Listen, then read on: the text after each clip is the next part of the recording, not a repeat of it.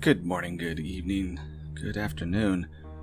We're back with the Witches of Ulgansah. This one's going to be a little different because I am waiting for something very specific for the characters. So the artwork isn't going to be anywhere near as close as what it should be or what it will be. Some good things are happening on that front. Alright, this one, and I'm going to try and do one a week. We'll see how it goes. This one is called Wind of Compassion, Chapter 2. Here we go.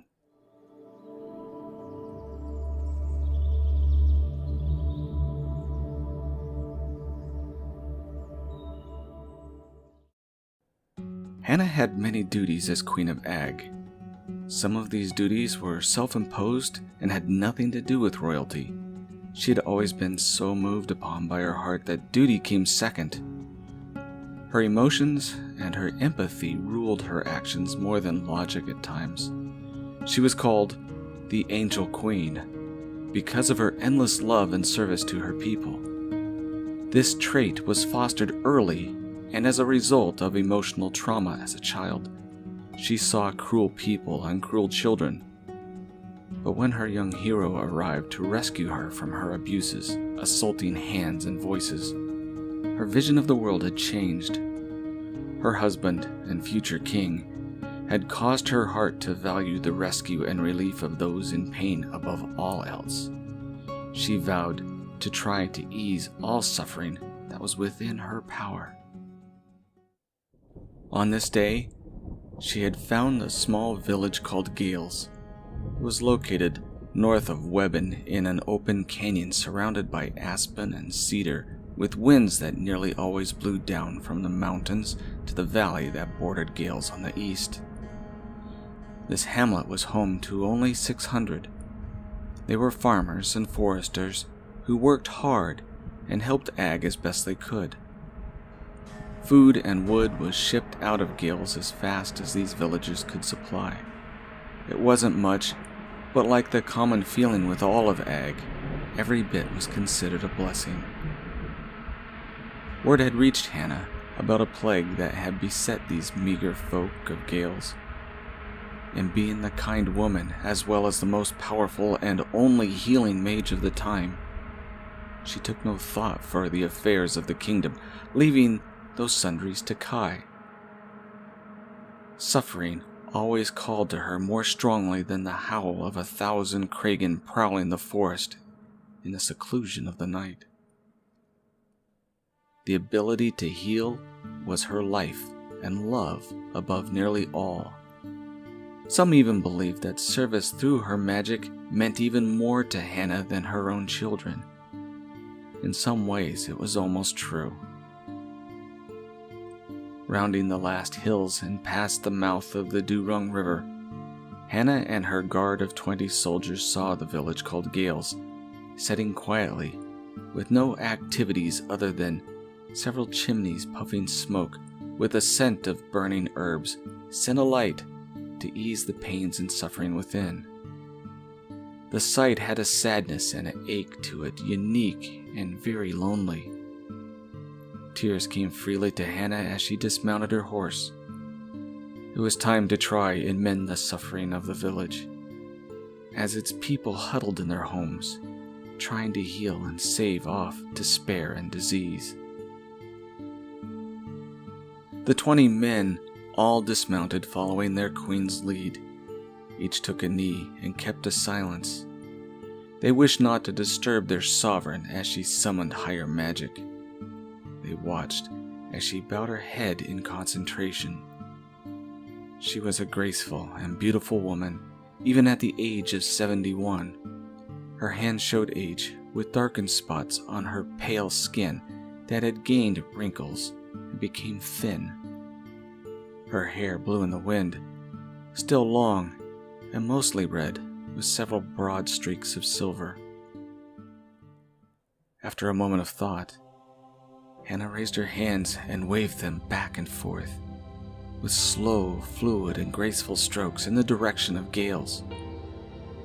With this motion of her hands, a gentle wind shifted and flowed from her and out to encompass the village. The chimney smoke of each home shifted as the new breeze of magic met the humble structures. Along the path of this magical wind, the grasses grew by several inches, flowers bloomed nearly instantly, and the old wood, stacked and stored for fences, walls, and fire, all turned as if newly hewn. The magic of a healer was the most beautiful of all. When she had finished using her powers, her strength to stand failed, her ability to keep from sleep left her. Simple magic was becoming more difficult for the aging healer mage, and high magic brought on the sleep of mages much more rapidly and lasted far much longer than when she was young. Her guard caught her and gently placed her on a bed within a wagon that they had brought. She would sleep for nearly 6 weeks, with brief periods of wakefulness throughout. In her younger years, the mage sleep was only 3 or 4 weeks. Now she had to rest much longer and deeply. But for Hannah, the mage sleep was a joy and a privilege. It meant that she had ended the suffering of others. The guard stood quietly by while watching as the village began to awaken from the cloak of pain that had stifled it for days. A child's hoot, several women began to cry with joy, and a handful of fathers exited their homes to marvel at what had just befallen their small town. This was the sign that the guards had watched for. They saw a healed people, and with this confirmation of the queen's success, they mounted their horses to quietly head home. But one of the villagers saw them and beckoned with a commotion of pleading for the guards to stay. He saw the queen's wagon and guards. This left no doubt as to the cause of their sudden return to health and good fortune. With the man's shouts from the village, others came to call for the soldiers to stay. White sheets and rags were waved above their heads as a show of welcoming. The sincerity and fervor of the villages won the day, and the soldiers returned to hail the people and allow them to give thanks to their sleeping queen. Dismounting once again, the soldier guards formed a small parade surrounding the wagon of the queen and marched forward to the village. A common practice for the warriors of Ag was to walk into every city that they came upon in peace. Riding was reserved for entry under the flag of combat.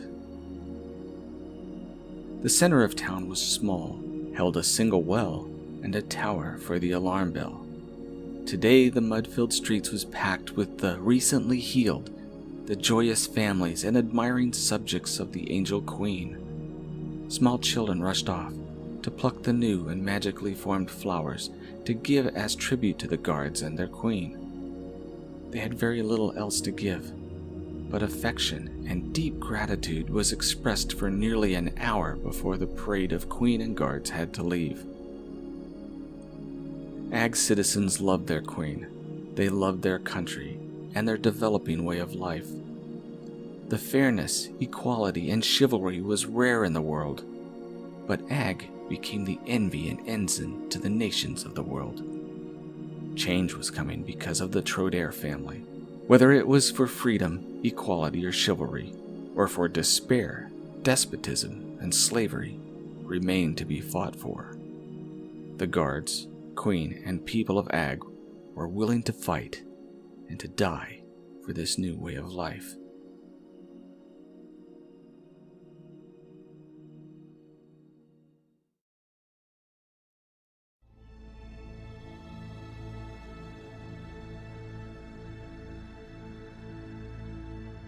End of Chapter 2.